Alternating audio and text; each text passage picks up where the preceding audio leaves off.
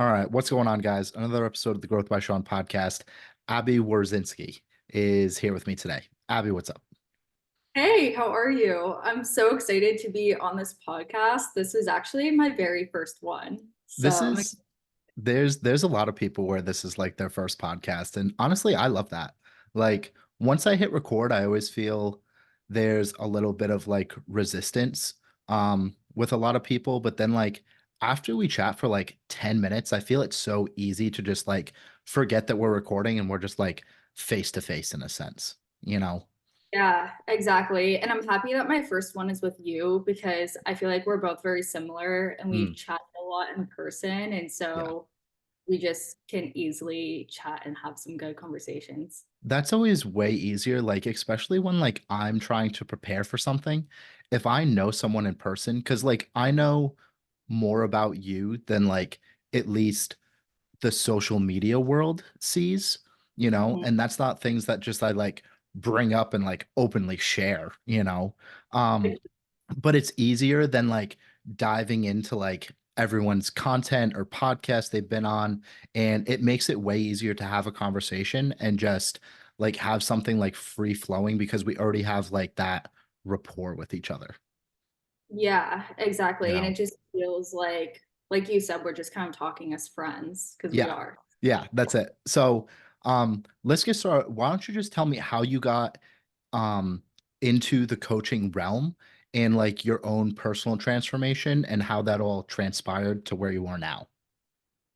Yeah, so I started my fitness journey when I was a sophomore in college, and I instantly became like obsessed with fitness because I came from being in a really bad spot mental health wise. And so that's initially like what got me into the gym. And so fast forward, I'm working out, I'm eating healthy, doing the thing, and I realized that I feel like I can actually help people with this the way I'm helping myself. And so I was still in college, but I became an online trainer for LA Fitness. I was an in person trainer with them. And I just felt like, I'm capped for time. I don't have a say in who I want my clients to be. So anyone that walked into the door, male, female, didn't matter the goal, they were given to me. And so there was just a lot of things that I didn't really like about the in-person coaching industry. And so I did not have intentions of what I'm doing today, but I just decided to coach people online because I was like, I'm in charge of the the money I make, how much I can charge people, who I can help, things like that. And now I've been coaching women online for about 2.5 years, and I absolutely love it. Hmm. So when you, I mean, that's that similar archetype and backstory I think a lot of people that transition to the online space have, where it's that personal training, there's that disconnect of like who you can actually work with and your ideal client. Um, and then the time you're just endlessly overworking yourself. And it's hard to, I find it was difficult to actually get people results that they wanted because you see them for like an hour or two, and then unless you're building them something to go home with as well, it's just like you see them for 2 hours out of their an 168-hour week. Like there's only so much you can do and say and educate. So, Exactly. I remember this, I think, was kind of like the icing on the cake that made me want to quit. But there was this 300-pound man that came into LA Fitness needing a personal trainer. And that's awesome for him that mhm. he's like wanting to get help. But I'm just not the person to be able to serve him to the way that he needs to be served. And so that was a really big issue that I ran into. And then, like I said, you see these people for at LA Fitness, particularly, the time block is 30 minutes. Oh, So okay. for my people, I saw them like 30 minutes a week, an hour or hour and a half a week, depending on which package they chose. And like you said, it almost is kind of hard to get them results because I mean, number one, workout or, strength training takes an hour itself. And then Mm, you want to cover nutrition, mindset, healthy habits. Like you just need more time than that. And it is really difficult. And it's so unfortunate because there's even some girls that, I chat with today who think that, in-person training might be the way to go. And it's really hard to get them to see that perspective. mm. I think it's beneficial like when you're first starting and if you have some type of online trainer depending on like who you are and who your ideal client is, if you have someone that's like just starting and you don't have like programs built around like how do you do a seated row or how do you do a squat, then it can be more difficult to go and like actually get them the results because they're coming to us to like empower themselves. They already know like what to do in a sense, just I think at our core level we know what to do, move more, eat less, like for the most part, you know. Mhm. Um, but especially someone that's never stepped foot in the gym at all, I think it's beneficial to have that in-person trainer where, hey, this is what the gym is like. This is what you should start out with. This is like how to warm up. Like all of these different aspects go into it. Um, can you just explain to me how you built this alignment for yourself in terms of the women that you help now? How was that discovered? What was that process like? Oh, so I feel like I've definitely had to dig deep in terms of like who I truly want to help, who am I Mm, truly passionate about, because as you know, I'm sure you're the same exact way. Anyone that asks for help or anyone that just fills out a coaching application on my page, you aren't automatically in the door. I mm, look for a very specific type of person. mm, And the people that I truly help and that I truly align with and where my passion is pretty much my old self. mm, When I was getting started in my fitness journey, I mean, I was hungry to achieve these goals. Like mhm, there was nothing that could get in my way. If I was sad, I went to the gym because I was sad. If I mhm, was tired, I went to the gym because I was tired. And so I'm really looking for or love helping the women that are just committed to the journey and they're willing to learn and they're willing to put themselves first and they're willing to make some sort of sacrifice if needed. I'm not saying you need to completely give up ice cream and things like that, mhm, but for things to change, you have to change. mhm, So that's really the type of person that I align with. And if anyone comes in the door that I don't want to say isn't like that, but they're more on the end where they're skipping too many gym sessions or the weekend is constantly an issue and they're just always making these, excuses as to why they can't execute the way they need to for results, then it's going to be a tough time and they're kicked out. mm. How do you deal with this obsession or not necessarily deal? How does this obsession like show up in your everyday life? Just the word obsession and like how committed you are to the gym. How does that show up in your everyday life and translate? Yeah, I mean, that's a good question because I feel like when you become really committed to the gym and these goals, it, as you know, it naturally translates into these other areas. And so for me, especially when I was starting my business and, even today, but this fitness mindset that I have of go to the gym even if you don't feel like it, the way I would celebrate personal records, like, yeah, basically personal records, like all of these things, I would translate them into my business. Mm, And so if something didn't go the way I wanted it to in my business, it's like, okay, still show up. If someone wants to drop off, I still show up because I see the value in the program and that doesn't mean that I stop. Or if something didn't like pop off on Instagram, like you still keep going. And so I think that mindset of never give up, show mm, up regardless of how you feel is really how it translates in my personal life. more particularly showing up inside my business. Mm. If So that's interesting. yeah, it makes sense. It makes sense. So this never give up mentality, where did it come from? Um, geez, I feel like, so honestly, I want to say two things. So when I first started in fitness, like I talked about previously, I came from a really bad mental health point. Hmm. I didn't want to get out of bed in the morning. There were days where I was like genuinely pissed that I woke up. Like I just did not want to, as sad as it is, I didn't want to be like on earth anymore. I was Hmm. like, this is just like, this sucks. Mm. And so that's ultimately what forced me to get into the gym, because I was like, this isn't like myself, something needs to change.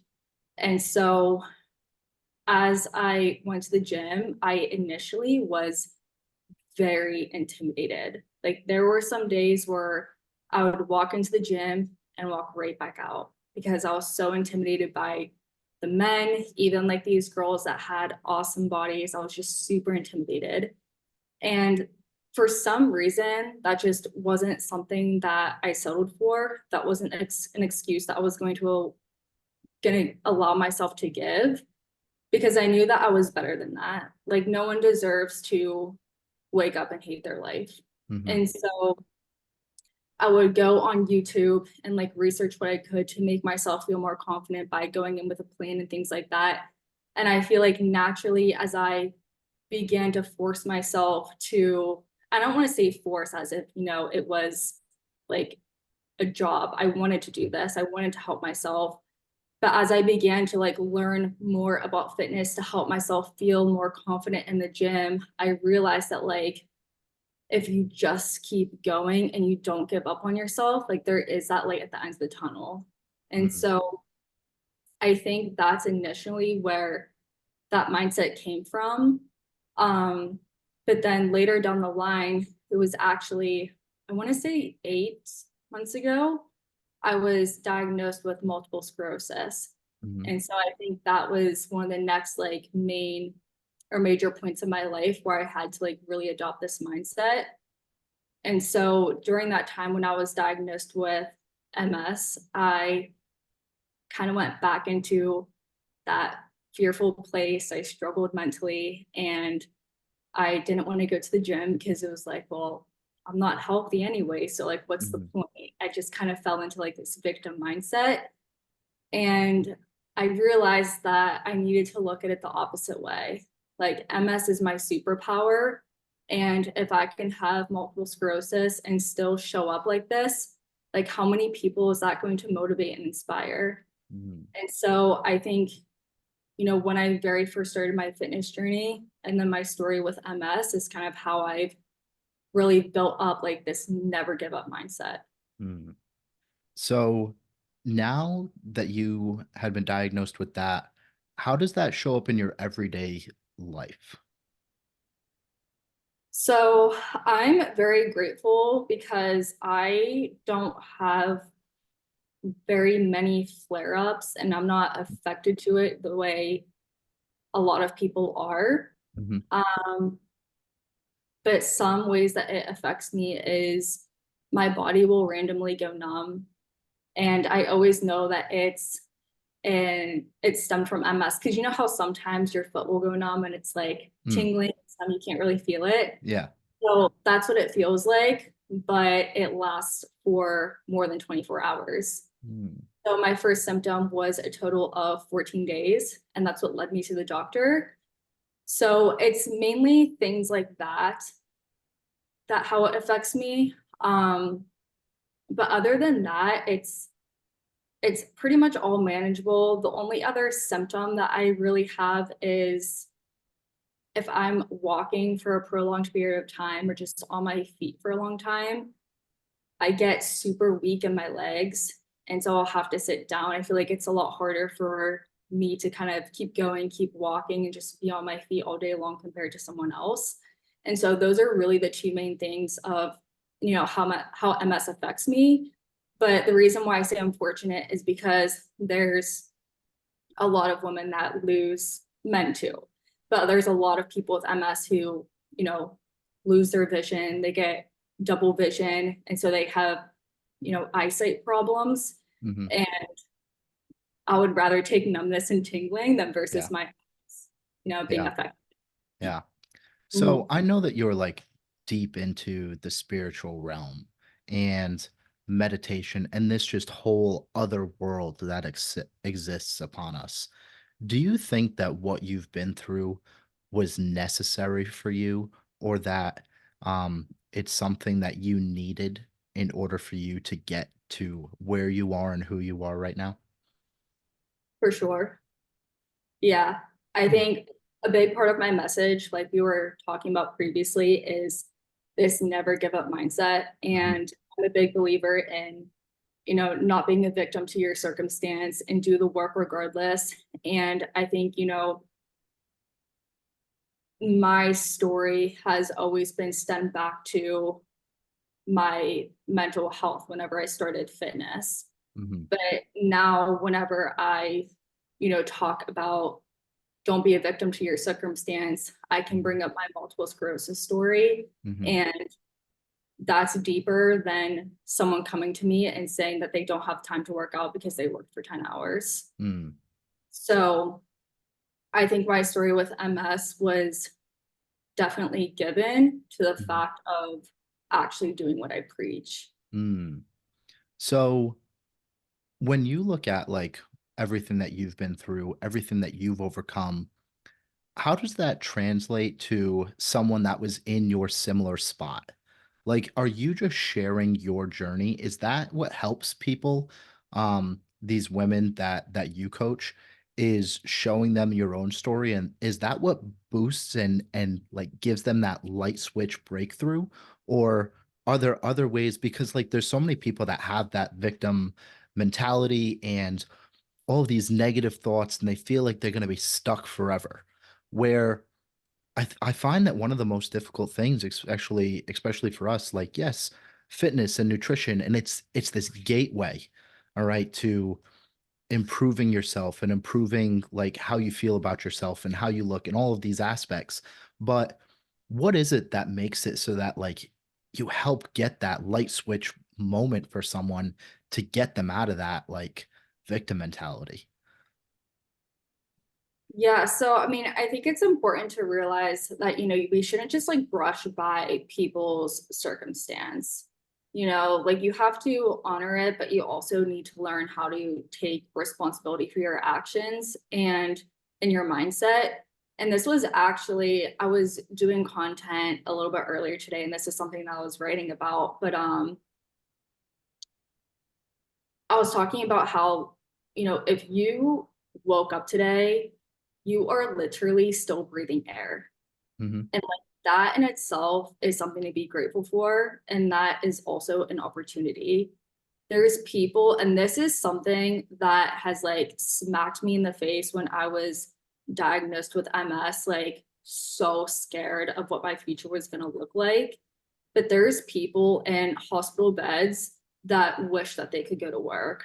There's Mm. people that don't have legs. There's people that, have just really like unfortunate situations where they don't have the opportunity to go to the gym, yet you do, and you're complaining that you're tired. Mm. So be like, you need to like switch the perspective and like flip the switch in your head that this isn't a chore. This is an opportunity for you. This Hmm. isn't for anyone but yourself. And so I think having that perspective and not to like compare people's situations, Hmm. but someone always has it worse than you. Hmm. Like you waking up today, having the opportunity to become better, to reach your goals, like that's something that you should be grateful for. Hmm. And I have some girls where I have a check-in process with them. And one of my questions is, what is something that you're proud of this week? Mm. And every once in a while, I'll get someone that says, I don't know if there's anything that I should be proud of. And I'm like, yes, there is. Like, there's so much in your life that you should be grateful for, Mm. you know? And so I think perspective with all of it is a really big thing. Yeah. Um, I think like what's helped me and what's worked for me is I remember like there were times where I would be and I was just like really miserable at one point in my life. I think we all have been at a low point, like just it's subjective, but like different low points for everyone. And like for myself, I remember being on the Stairmaster one day. This is years ago, and I would just picture someone like in a wheelchair just looking at me and just being like, wow, like you can do this and I can't, and like that helped push me. And not everyone has that mentality. And I don't think you necessarily need that mentality, but like the worst person in the world is like locked away in some basement as like a sex slave or something right now, Yeah. and that's not us. Like we have the privilege and opportunity to sit here on the computer and chat about whatever we want, Mhm. you know and I Yeah. think like those perspective shifts help like bridge that gap between like who you want to be and where you're at now. And it's hard to develop, but it's this muscle that you have to train and train and train and train. Um, so going from there, like what is what is it that you want out of life? Oh gosh. Actually, we do so much. You know? Yeah, so for me, I think out of life, I want to be successful with my business. And Mhm, for that, that means impacting as many women as I can on a deeper level. mhm, And when I say a deeper level, I don't mean, I just want to help you like lose weight and tone up. Like mhm, I want to make you a completely different person and to mhm, show you how much growth you have within yourself so you can actually live the life that you want to live beyond just, this physical body that we have. But I mean, aside from that, I would say, maintaining healthy relationships with friendships, like my mhm, romantic partner. mhm, Um, I'm really just feeling loved, So I think that and my business are really like the two most important things to me that I want to continue to develop. And I think, I already have that now, but as it continues to strengthen, I feel like that's all I really need to like really be happy in life. mhm. Um, if it's all right, I'd love to go into you and Ashton's relationship just a little bit. Yeah, go for it. Yeah. So, how do you guys like do you live together right now? I'm not sure if No, we don't. okay. Um, how do you make it so that like you have that balance between like what you want out of each other in the relationship, but also being able to focus on your fitness and your business and your mental health? How do you keep all of those cups full with how busy you both are and the goals that you both have? Yeah, that's a good question. I mean, communication is really big for the both of us, and we're both very direct with what we want if someone's overstepping, things like that. And so Ashton literally told me like last week or maybe 2 weeks ago that he wasn't going to be sleeping at my apartment during the weeks or like during the weekdays because he wants to have a good night's rest in his bed. So he's like up and ready to go for like a successful work day. Mhm, And so it's really about having that, like communicating about what you need. And for us, we're very strict during the weekdays. Like we don't really text. We'll call maybe one or two times a day just to say hello, how's your day going, things like that. But we'll take intentional Saturday night to actually be with each other, enjoy each other's companies, and we just don't even have our phones. mm, So we have like that clear cut communication and boundary of weekdays, this is what we do, call here and there because you're in a relationship, mhm, but Saturday nights, that's our time to really connect and, you know, have time spent with each other. mhm. Have you found it difficult for yourself just to be open to express like actually what you want and what you want the relationship to look like? Um, Yeah, so in my previous relationships, I felt like I could never really speak up because I was always afraid that person would leave me because they didn't want to like live up to my expectations or give me what I want. Mm, And so something is just different with Ashton. I can tell that he makes effort into the relationship and that he's always trying to make me happy. And so naturally it just became like a lot more comfortable mm, communicating what I need from him when I saw him like actively making choices to make me happy versus how mhm, I've been treated in the past. And so, I mean, to answer your question, no, I feel like if there's something that I need or a boundary to put in place, I can very easily communicate that to him. And I mean, chances are if I feel a certain way, he probably feels it also. And so then mhm, it's just a good conversation to have. mm. So now to transition into the women that you've helped and coached and all of these different aspects, what advice do you give to women that do struggle with that? Because I'm sure that there's many women that you've coached and seen firsthand that they do have a hard time being open and honest and communicating. How do you help how do you help them just be more open and actually express like what they want out of their everyday life and the relationships that they're in? Yeah, so I'll be honest, it's a hard topic because I'm obviously not, like a relationship coach, Hmm. but these women in any area that I feel called to and know that I can. And so this actually happened with one of my clients where her fiance tends to make, a lot of negative comments about what she's doing. Hmm. She's on prep right now, about to do a bodybuilding show. And so it's really hard for her to navigate that. But I think, for me, it's kind of important to make them aware of the situation, not tell them it's a red flag that you Hmm. can't be honest and communicative with your partner and them support you, but Hmm. make them aware of kind of what's going on because that's what people lack is just awareness. Hmm. Um, and then, from there, I always encourage them to communicate with your partner. And what we're doing here is at the end of the day, trying to be your best self. Like we're working out, Hmm. we're eating healthy, we're doing good things that your partner should want out of you. Hmm. Like, you know, and so ask them if they want to come to the gym with you, see if they want to do it with Hmm. you. And then you guys can hold each other accountable. And it's a lot more fun like that. And so for one of my clients that she's been wanting to get up before work and go to the gym, and she's just been like struggling with it. Hmm. Well, she lives with her fiance. Hmm. And so it was like, you and your fiance get up and go together, like make this an accountability system. Hmm. So I think it's very case dependent, but those are some ways that I kind of help navigate clients with their relationship. Yeah.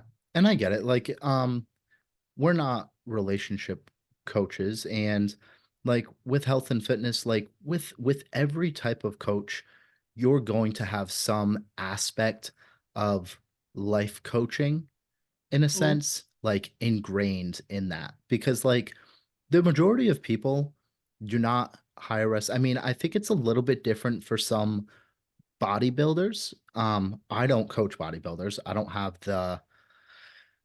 the knowledge and the education to be able to put someone through a prep, and I don't have an interest to, right? But you do, and you've been through different preps as well. Mhm. Um, and so I think it's different between like the everyday average person that just wants to feel better about themselves and um, look a little bit better between someone that has that goal in mind where you can give them that plan and they're a little bit more willing to blindly follow it. Um, I don't know if that like hits for you and that's what you've seen, just like speculating in a sense though. Yeah, I mean, so I really only have one prep client. Hmm. I don't generally coach prep clients. It's not something I like advertise. It's Hmm. just if they come in and that's something they want to do, I can help them with it.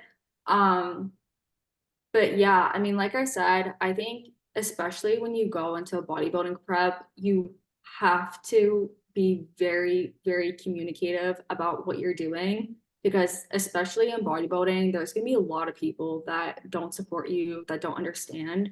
And you need to be like, look, you don't need to understand. You don't need to even support me, but like this is what I'm doing, this is why I'm doing it, and this is something that I love. And Mhm. if they know that this is something that you truly love, that makes you happy and that you want to do, then like there really shouldn't be an issue with it. But I think that's, mainly where it comes down to. Because even when I was in prep myself, I mean, Ashton's obviously very supportive of it because Mhm. he's also a bodybuilder. Mhm. But my mom just thought it was like bananas. Mm. Like, what are you doing? This is so unhealthy.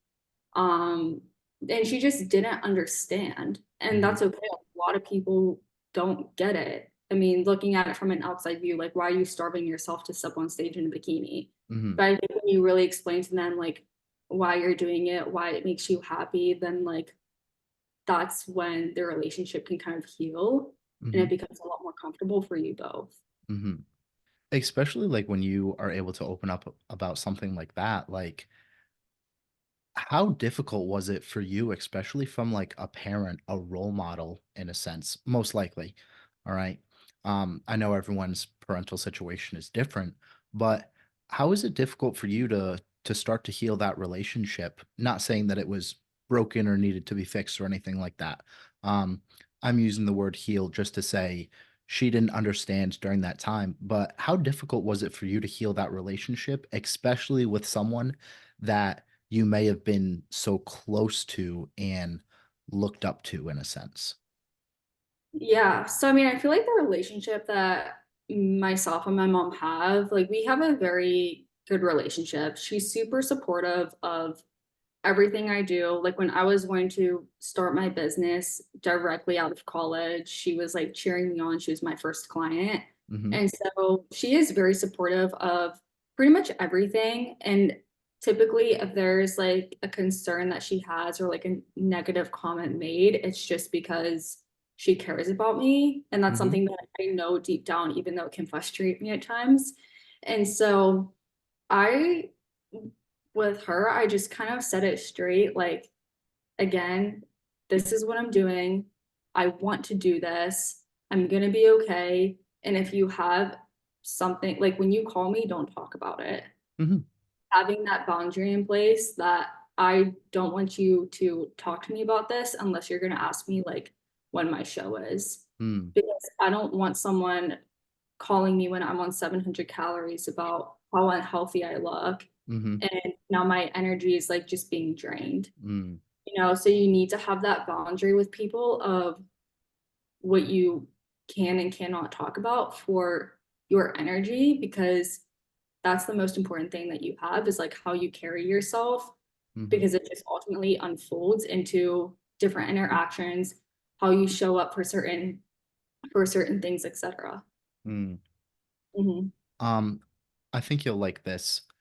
What's wrong with diet culture right now? Oh gosh. Um, So with diet culture, I think so it's always hard for me to talk about it because I'm like Mhm. F diet culture, but then Yeah. like I also will go on 700 calories to Yeah. get for a show. Yeah. But I think unless you're a bodybuilder, the word diet just shouldn't be in your vocabulary. Mhm. Like you don't need to go on these crazy diets to just get to or just to like lose 10 to 20 pounds. Mhm. I think that if you're taking an extreme approach, then it's just not going to last. So if you Mhm. want sustainable results, you need to have a sustainable journey to it. Mhm.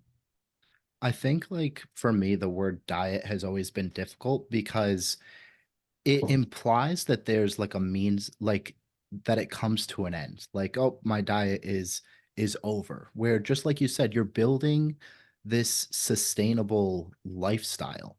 I'm not saying that you need to go and track your calories forever, but the vast majority of people have no idea how much they're eating, no idea like how much protein they're eating or if they what they even need. Um, have you experienced just women that come to you on that super low um calories, and they may not be losing weight, or they're up and down? And what is the first step when you have someone that comes to you and they're eating 900 calories a day? Um, what is that first conversation like in order to start increasing calories for something more sustainable for fat loss especially? Yeah, so I pretty much everyone that comes to me, I mean, I think there's been one person in my entire like 2.5 years of coaching people, and this is one-on-one Mhm, clients, people who sign up for challenges. Everyone's under eating. mhm, I've had people come to me who are eating, I'm not kidding you, 800 calories, and they claim that they're full off that. And mm, so obviously, they probably are eating a little bit more and just don't realize it. But mhm, people come to me eating severely low.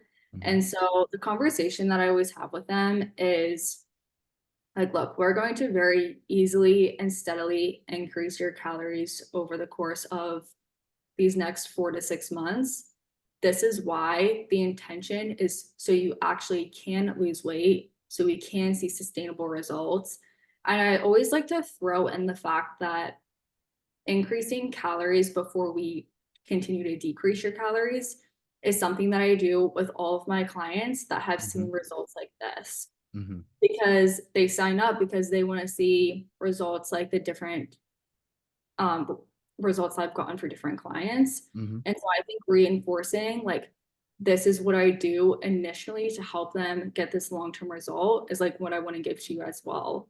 mhm, And if you go to my page, I don't talk about it, a whole lot, mhm, but reverse dieting, increasing your calories, fueling your body, things like that, that is in my vocabulary on Instagram. mhm, And so I think when people sign up with me, they kind of already know that this is what we're going to be doing. And so it's not like a crazy surprise. mm, And I think more oftentimes than not, when you explain to the person like how it benefits them and why it benefits them, they're mhm, a lot more open to trying this mm.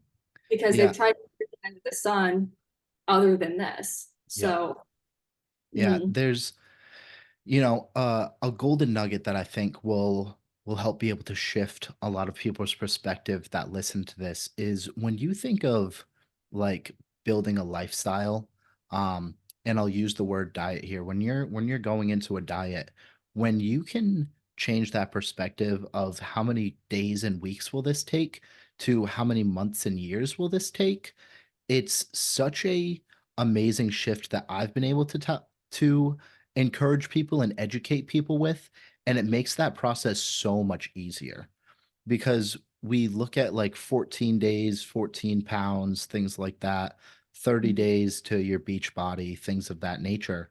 And when you can have this long-term approach to, especially when you come to someone like you and you're eating 800 calories a day, if you're plateauing and you're not seeing that fat loss that you want, one, you're not, it's more difficult to actually put on muscle.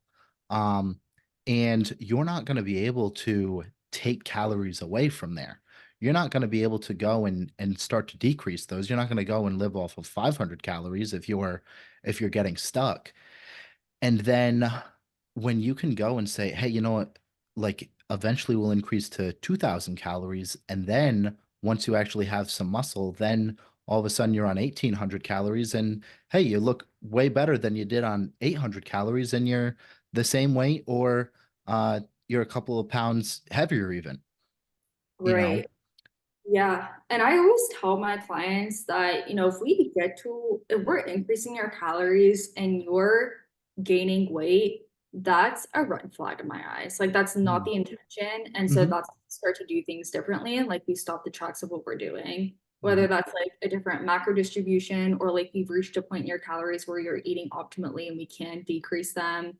Like, there's a lot of different factors that go into it, as you know. mhm, But it's like really important that I also make that clear to them that gaining weight isn't the intention. mhm. So, but Yeah, you're right. It's crazy Yeah. that these people are eating like 800 calories and they're like, yep, I'm full. I'm like, no, you aren't. Yeah. Yeah. No, it's really crazy. I mean, that just leads to those unhealthy patterns of binging and things of that nature. And I understand that there's eating disorders that can be um, developed and things like that. And not saying that either of us are someone that specializes in that, but we've seen it as well, you know, and if we need to refer out, I'm confident that each of us are willing to go and refer someone to some type to a person that may specialize in that area. It's not like, hey, come to me if you know, eat 4,000 calories every Saturday night. That's not who we're marketing to in a sense. Um, from here, how is it different for you? Because I know that you've coached some men in the personal training realm. How different is it to coach men and women? Like, what are some of the factors that go into um, coaching women specifically? So I've only coached men when I was an in-person trainer at LA Hmm. Fitness. I've Oh, never okay. coached online. Um, but I think, aside from the protocols just needing to be slightly different to fix or to fit like their sexuality, obviously men need more calories, things like that. Hmm. Um, but women are just a lot easier to work with and they're a lot more coachable. Um, and yeah, there's some men that I've worked with in the past when I was doing in-person training that they didn't really want to just do certain exercises or that they weren't easily like coachable as women are. Hmm. Whereas women, on the other hand, they're like, yeah, like I'm so excited, like let's do this. Like they're more easily wanting to like try new things. Hmm. So I think it's just like a different personality type. Hmm. Um, and yeah, Hmm. yeah, I've Yeah, I've sorry. found because I've coached men and women. And what I've found is that I think the word that you were looking for is that women are much more receptive and open to feedback. Right. Because a woman walks into a gym and a man walks into the gym, and this is just from personal experience. This isn't like I've researched this topic like crazy or something like that. A woman walks into a gym with a goal and they go and they're like at least open to chatting about their goals and they're like, hey, yes, I can use help. Whereas for men, they walk into a gym and they're like, no, I know what I'm doing. Like it's more egotistical. Um, and I find that men are just much less receptive to, no, I can do this myself, you know? And I think that as a man myself, like that's just one of the qualities that we hold because we want to be able to fix everything. We don't necessarily we're not always open to like accepting that we're struggling. Yeah, that's exactly the word that I was looking for. I don't know why I couldn't really find it in my head, but yeah, no, I mean, you're exactly right. I think men are a lot more like strict and like you Hmm. said, just less open to feedback than women. And so it's just ultimately a lot easier to work with women. And plus, I obviously like working with women better, not only for that reason, but I understand the body a lot better. Hmm. And so I know kind of what you were talking about, the way men can be when they walk into the gym. That's actually something that Ashton has battled in the past with like Mm. getting these men to realize or become aware that like there's a problem. Hmm. So I think that, like you said, that is the biggest kind of factor between men and women. Hmm. How do you how is it that you challenge people now? Like, what is the biggest thing that's worked for you in terms of um, challenging someone and not just giving them this plan that they're just going to blindly follow? Like, are there like some key aspects to like to a conversation in order for you to challenge and empower someone? Does that make sense? Or do you Hmm. want to reword it? Yeah. Can you reword it just so I'm understanding fully? Yeah. So, like, I find that people want to be babysat a lot of the time. Mhm. People people don't feel confident and empowered enough to go and like they think that you're just going to be this savior. You know, this is what I've seen just from myself. They think that they hire you or I, and all of a sudden all of their problems going to go away because they hired us. And really we're just showing them like what they're capable of. Right. So I think that I almost feel like I've been doing this for a long enough period of time that I can almost kind of spot a red flag like that early on where like this person just thinks that I'm going to babysit them. And if that's Mhm. the case, I have a hard time letting them in for that reason. Yeah. And so, I mean, with the girls that I have, I definitely do check in with them quite a bit to make sure that they're good, they're set, they know what they're doing, like they're sticking to their goals, staying held accountable, things like that. But if I see someone kind of falling off and they're just like not executing the way I need them to, I'll give them action steps of like, Mhm. hey, this is how you can stay more compliant and do the thing that you said you were going to do. And Mhm. I'll tell them, like, when you pre-track your food, when you do these things I'm telling you to do to set yourself up for success, like, I want a screenshot or I want a message in my inbox telling me, like, you completed that. Mhm. So I almost kind of give them, like, action steps to do to, like, challenge them into doing what they need to do. Mhm. Um, so I hope that answered your question. Yeah, But I don't even know if there was necessarily like a question after I reworded that. yeah, Um, Something that I also think will be helpful to people that are listening. So you and I are both coached by Nick. We're in Nick's mastermind. And what has been the biggest change that you've seen within yourself that he's helped you get to? definitely my energy and my perspective and the way that I just carry myself day to day. I feel like before working with Nick, I was in a very like scarcity mindset, scarce mindset. Mhm. And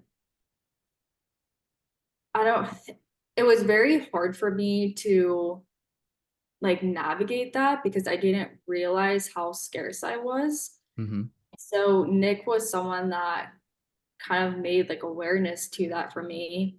And obviously, as you know, for anyone listening, he's very into like meditation, breath work, like getting in the right energy, like very much on like the spiritual end, while also including like you need to work hard AF for what you want. Mhm. And so I think having him there just kind of helping me like recalibrate myself has Mhm. been massively beneficial because I've had business mentors in the past.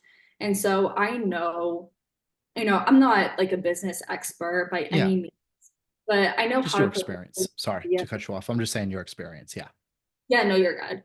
But yeah, like I know how to post on social media. I know how to run a call with a potential client, how to do check-ins, the whole thing. But mainly what I'm focused on is like how can I be a better leader? How can I Mhm. show up better? How can I be a better coach? Things like that. And so having Nick kind of guide me through that has been like the most beneficial thing for me inside his program. Mhm. Yeah. Now, were you on, I believe you were you on the core values call or have you gone through that module? Yeah, I was on that Okay. call. Now, what are your core values and how do you show up for your business embodying those core values? So I think I honestly need to like sit with them a little bit more, but integrity and communication are two really big ones. Mhm. Integrity, meaning you keep your word, you keep your Mhm. bond. That was obviously something we talked about a lot in the um, earlier in this podcast. Um, and then communication. Like if I'm not getting what I need to from a client for them to see results, it's all because I care about the person. And Mhm. I want them to get the best results possible. I want to over deliver to them. I care about Mhm. their results probably more than me. than they do. Mm-hmm. And so communicating what I need from someone, and I also want them to give that back to me. Like if Mm-hmm. there's something that I'm missing that you feel like would be beneficial, or I'm not explaining something clearly, tell me. And Mm-hmm. then also just like communicative in our community, right? Like we have a group chat with everyone, and like I Mm-hmm. want to show up for these people on a daily basis and there, just so they feel like they actually have culture there and they have people that they can go to and rely on. Because again, earlier when we were talking about maybe your partner doesn't support you or they don't fully understand, well, you have a group of women inside this community that do understand you and are here to support you. And I feel like if I can like bring some type of communication up on a daily basis, people will just get like warmer to the topic, or get to the topic of actually opening up and being vulnerable in there, like when they feel like they need to, or if they feel called to, Mm-hmm. you I know? think, and Nick has expressed this before as well. The What's going to happen in the world of coaching is that culture is going to be ahead of many, many aspects. How do Yeah. you build a culture? Yeah. So this is something that I've been working on a lot recently. So for me, we have our group chat, Mm-hmm. and like I talked about, I post in there frequently, um, just about kind of like random things like Mm-hmm. recipes, motivation, whatever. We also have like a gym check-in channel. Mm. And so just like in Nick's community, we'll take a picture at the gym and be like, I hit legs today or something Mm-hmm. like that, just to kind of hold the accountability and give someone like a reason to post in there. Mm. Um, but something that I've also added in recently is mindset masterclasses. Mm-hmm. And so like 1 or 2 times a month, I'll host a masterclass, and there's no like structure behind like I don't know what I'm going to talk about next. It's just Mm. kind of what I feel like the group needs, and then I'll Mm-hmm. create a PowerPoint on it and present it. But we really dive into mindset. So it's a lot deeper than, how to eat more protein, things like Mm-hmm. that. Yeah.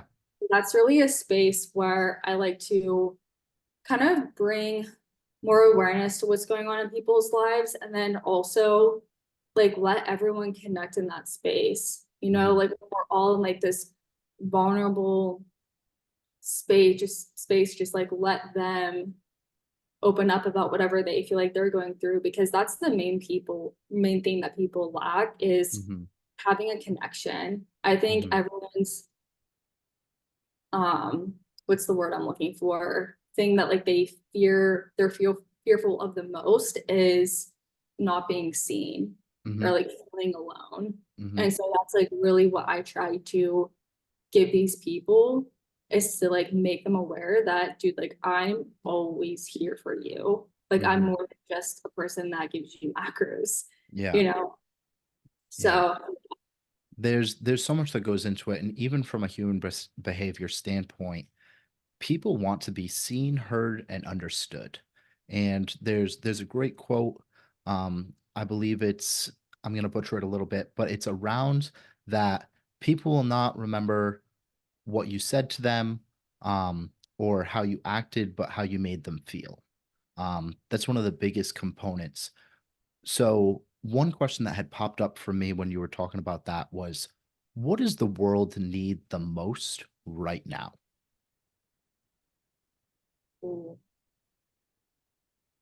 I think the world, pretty much what you said, like people just need to feel loved and Mm-hmm.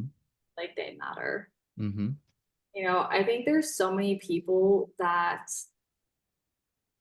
actually, you want to know what? I feel like we take that back. Okay. I think what the world needs most of is people to truly understand like their true potential and what they can create. I Mm. also think that the world needs like more love, like we talked about. Mm-hmm. But I think for most people go to a job they hate. They Mm-hmm. drink on the weekends to forget about reality, and then they're Mm-hmm. smacked in the face with what's actually going on Monday. Mm-hmm. Or they stay in a relationship that doesn't serve them, and they're in it just because it's comfortable and they're scared that no one else is going to love them Mm. for the way they want to be loved. And so there's just a lot of different instances that people stay stuck in. And that's something that grinds my gears because one of my biggest passions is to let people see their true potential. And Mm, again, like you aren't a victim to your circumstance. Like you can be the creator of that. mm-hmm, Just need to do the work required to get it.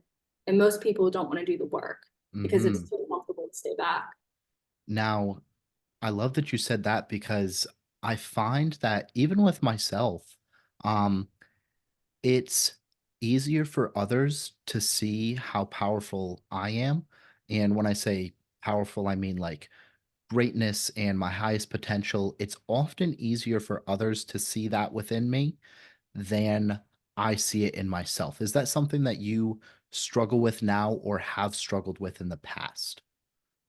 Oh, for sure. Yeah. I mean, I think people think that, they look at you as, a figure who's a coach, you help people, become better versions of themselves, things like that. And they just think that you almost kind of have it easy or like you've already made it. But Mm-hmm, I mean, for me, I'm definitely proud of how far I've come, but I know that there's a lot more in me that I'm working towards. mm-hmm, And there's really no like destination. Like I'm mm, not here to say that, I made it because I have my own business and I'm living on my own or anything like that. Like there's mm-hmm, so much more work that I want to be done. mm-hmm, Um, but even for, these people that might think that we have it easier, that like we've made it because we are on like this coaching space, mm-hmm, it's really easy for these people to kind of forget, our story and where we came from and what we did to overcome.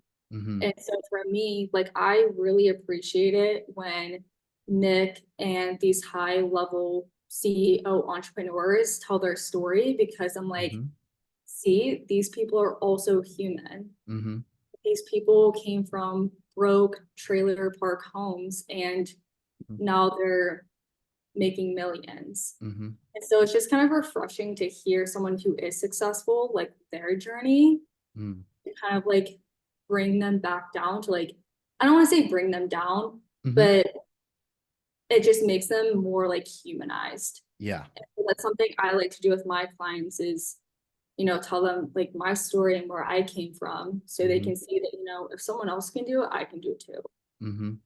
This has been, it's crazy that this is the way that the conversation landed because yesterday I was on a podcast with Mark who had went to Rise. Um, Mhm. and we had chatted about honestly this same topic where like even his mentors of Nick and Jeremy, and people tend to idolize these people, and we tend to look at like other people that are quote unquote ahead of us in terms of success or monetary success, things like that, and we idolize them and we think that they're so much better than us and how did they do it where really all we're trying to do, especially with this podcast, is show people like if we can do it, so can you because we are no different. We're unique, but we're all the same human beings where we master all these different skills and everything like this. But based on your story, based on my story, based on Nick's and whoever is listening, you know, anything that I have, you can create as well and people get lost in that. They think that, oh my God, how did they do it? Like they have such a greater mind or level of discipline, insert motivational quote that I don't have. Where really it's not necessarily like I think it's something you're born with, but we're all born with and you just need to find it.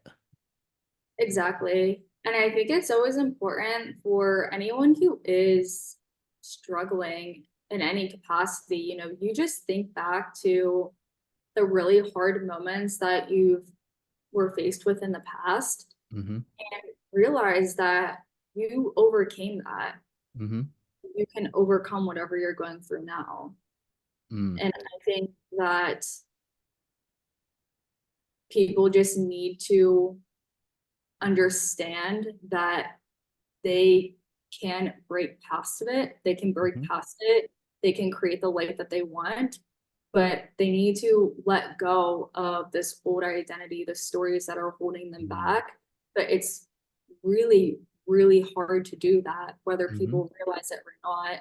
And so that I think is the biggest thing that holds people back, is that they just want to cling on to what they know and what feels comfortable, because Mm-hmm. it's really hard to jump into the unknown. Mm-hmm. And the thing is, like, the future is always unknown.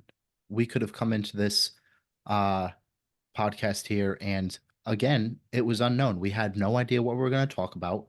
I can prepare myself, but at the same time, I don't, based on any question that I ask, I do not know the answer of what you're going to give me. And Yeah, that's just a super easy example. And one of the best affirmations that's worked for myself and that I remind myself on a daily basis is that I have made it through everything that I have been through. And no matter like how difficult it may be, I'm still here. right. Exactly. Hmm. I love that affirmation. And I also think, I don't want to get like too off topic here or Hmm. anything, but There is no topic. I've been I've been doing more like modules and courses and just more learning about the brain and how it works. Hmm. And I think people would be like, it's just crazy how much your mind influences your reality. Hmm. And I think if people can really learn the brain and how it works, then Hmm. people would actually realize what we're talking about when we say, like, your circumstance doesn't need to be reality. Like, you can change your Hmm. circumstance, change reality.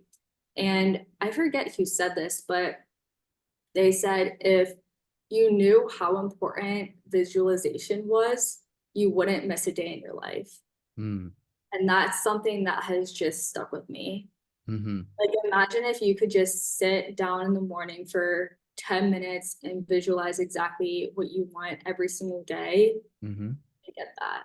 And I Hmm. truly think that it's possible. Obviously, Hmm. you need to like put work in and, Yeah. work what you want. But yeah, it's Yeah. really fun to see like how the way your mind works and how your language works and everything like that. Yeah. I've done like different language courses and things like that, and that's been very helpful for myself. And we talk about like the realm of discipline, and when you have a clear picture and vision and alignment of like who you want to be and what you want, especially with visualization, discipline no longer plays a role because you look at what you're willing to do in order to get what you want and the person that you become during that journey. And just as you talked about visualization, it's such an important aspect.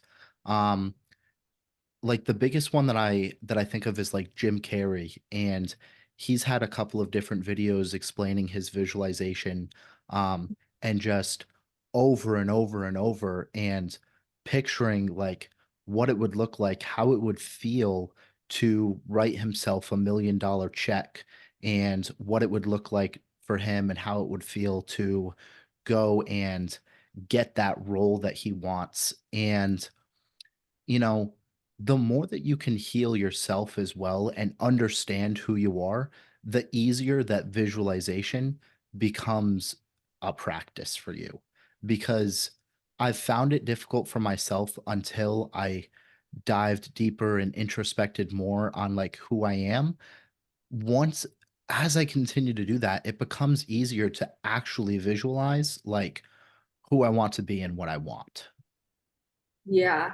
I think that's really important what you said about, I forget who it was you were talking about, but you said how he writes $1 million check to himself and he just like puts Mm. himself in that emotion of how it feels. Hmm. I think that's really important and a really big piece of the puzzle that I was missing whenever I first got into um like spirituality, you can Hmm. call it, is that, I would always say the affirmation, even years ago when I got started in my fitness journey. Hmm. I am confident, I am capable. I always did the affirmations, but the affirmations don't mean anything when you don't Hmm. feel it.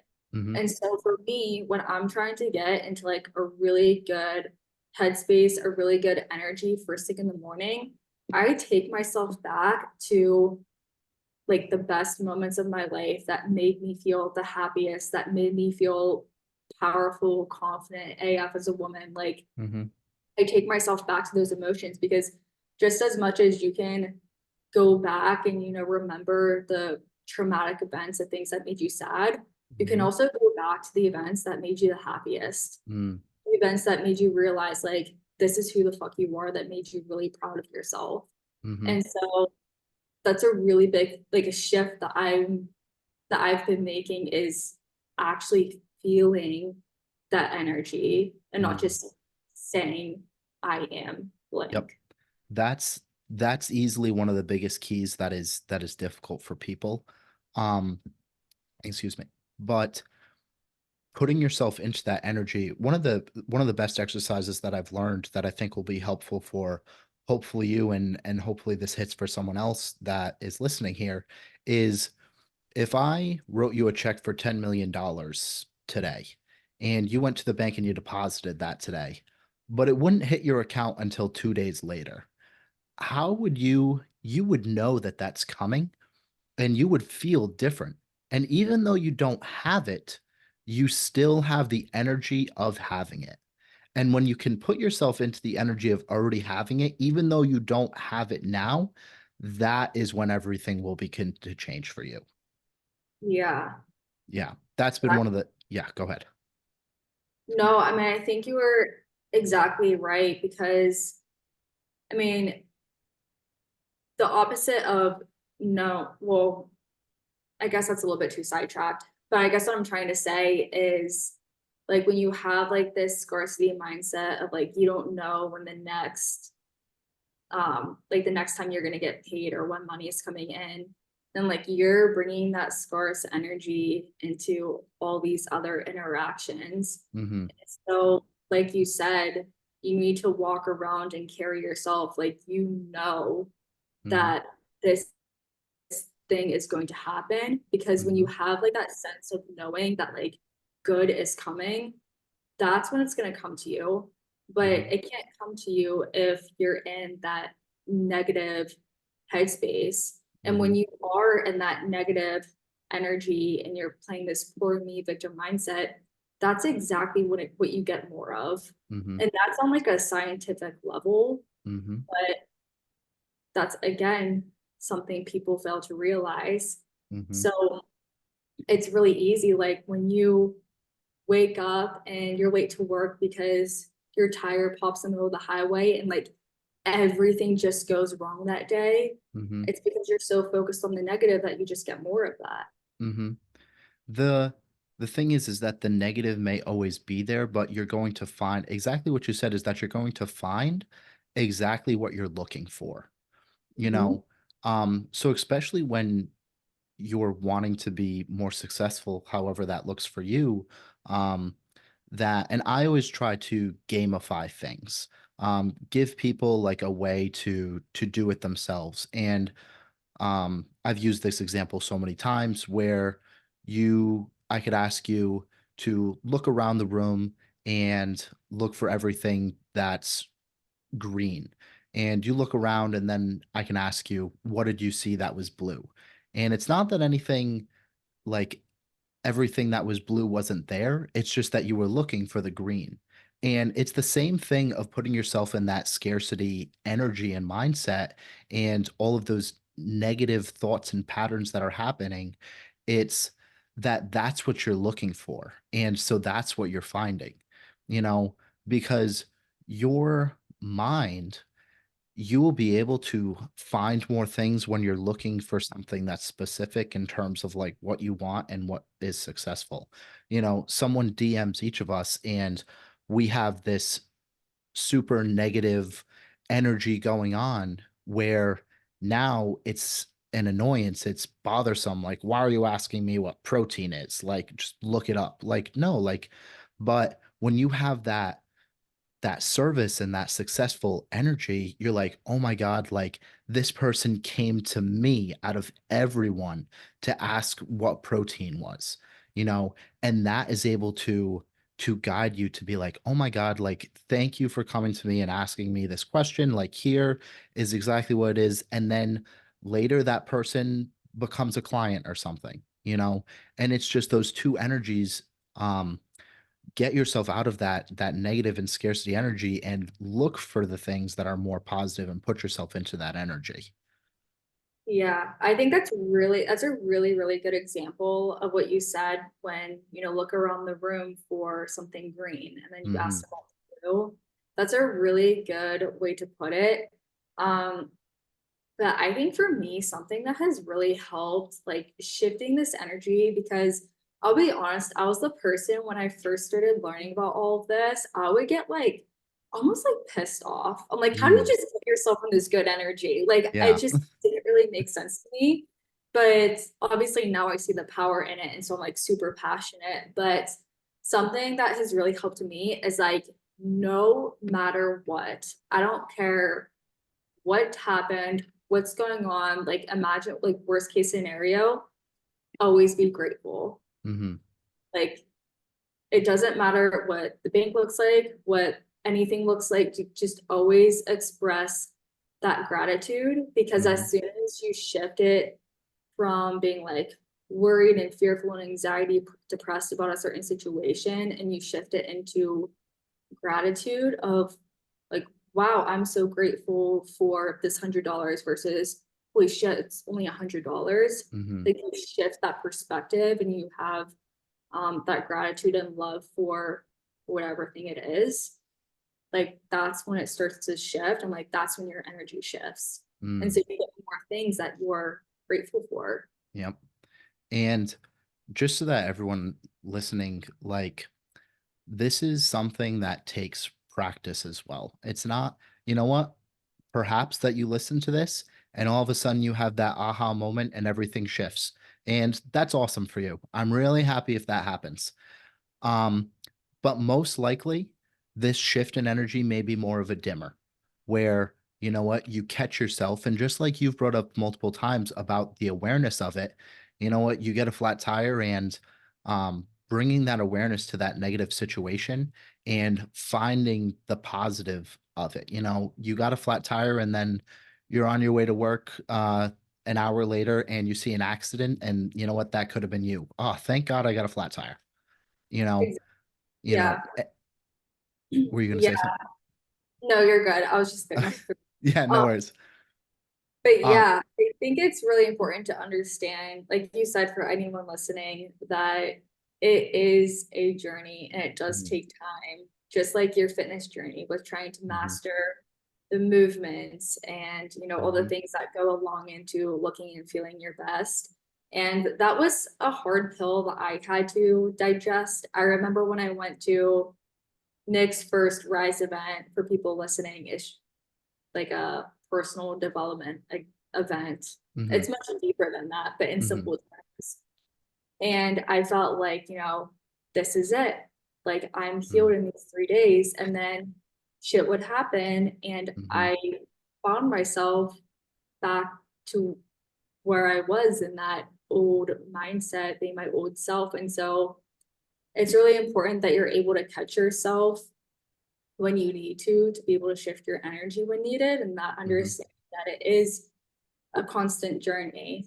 Like mhm, like I had told you before this Zoom meeting, I was literally doing a meditation. mhm, And that was the second one of the day. Like mhm, anytime I feel like I need recalibrated or I just like feel myself off, I don't care what's going on.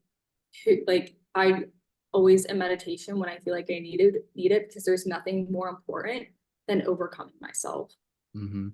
No, that's exactly it. And you know what? If you're gonna take one thing away from this, because I really feel like we were able to bring it full circle here, tying this back into what we do and who we help and fitness, lifestyle, nutrition, all of that, is that it's just a daily, weekly, hourly, every minute, every second by practice, you know, and you build that awareness, you catch yourself, and it doesn't have to all change at once, but you can build it. So, um, as we wrap up here, our last question comes from the previous guest. So, This is from, I actually had, like I was saying earlier, Mark was on the podcast yesterday. He didn't know that it was you. But his question for you is, if you were looking at your younger self and you were about to die in 3 minutes, what would you say? Oh gosh. Looking at my younger self. So my younger self is dying in 3 minutes. This is how he worded it. I believe that your present body would die in 3 minutes. What you would say to your younger self? You know what? You can interpret this any way that you would like. Mark is a deep thinker, as we know. Yeah, this is deep. Um,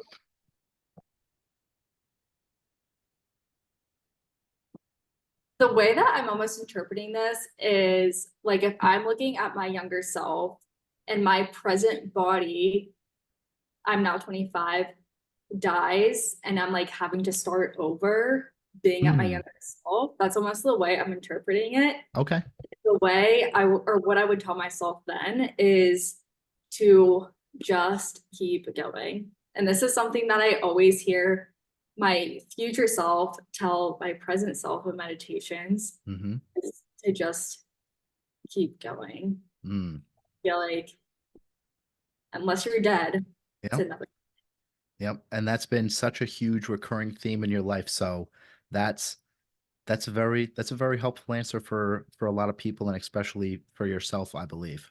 Um, Abby, thank you for coming on. Can we just hear where we can find and connect with you and how to apply for coaching if you're one of the women that are listening to this? Um, I always give anyone that is on the podcast as a guest, they have my stamp of approval in terms of coaches that I believe in. So um anyone that's listening to this that needs to that that is ready to apply because they feel that connection with you, they have my stamp of approval. Oh, thank you. That means a lot. But yeah, on Instagram and TikTok, my handle is Abby Wawrzynski, ABBYWWRZYNSKI_fit. And my coaching application is directly linked in my bio. So you can go to my Instagram, fill out the link there, and then you'll hear from me within that day. That's easy enough. All right. Thank you, Abby. I appreciate it. Thank you.